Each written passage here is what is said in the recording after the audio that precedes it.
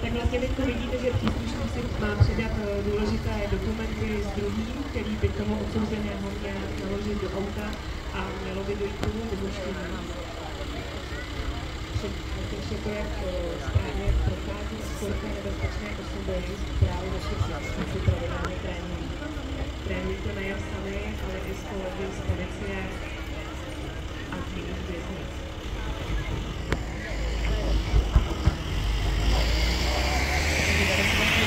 Že odsouzeného můžou vyvést automobilu,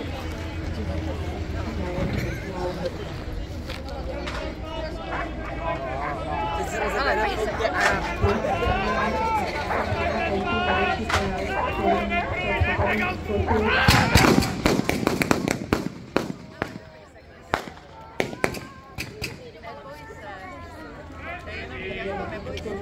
Pán vidíš, jak je oblečený.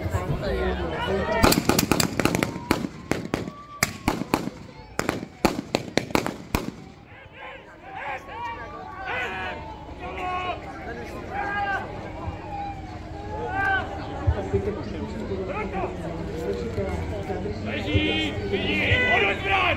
Jestli můžeš dát zbraň! Zkusí! Ať vidím ruce! No, auto! Když jsem přemýšlel, nehrál ani dobou, že jo?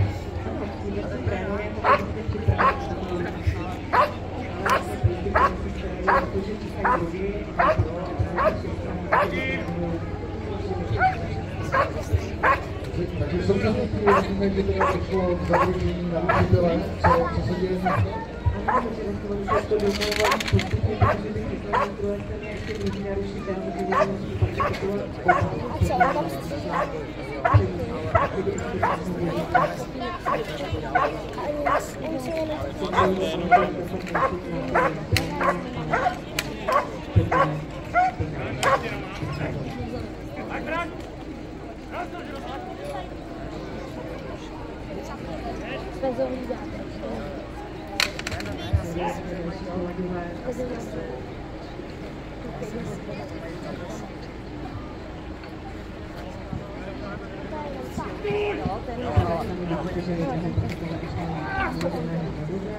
Naručitel číslo 1 se rozhodl, že opustí místo činu, ale Pejsek mu v tom jaksi zabránil. Ano.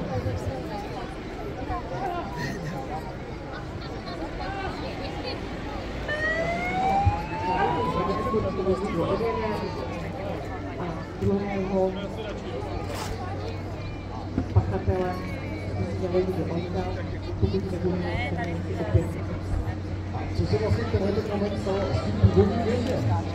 Toho původního vězně pořadíme nevolíme pachtu.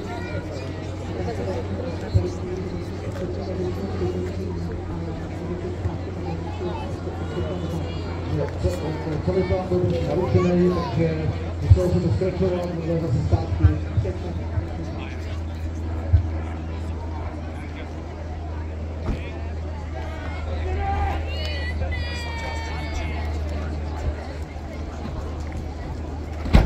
Nevstupujte na plochu.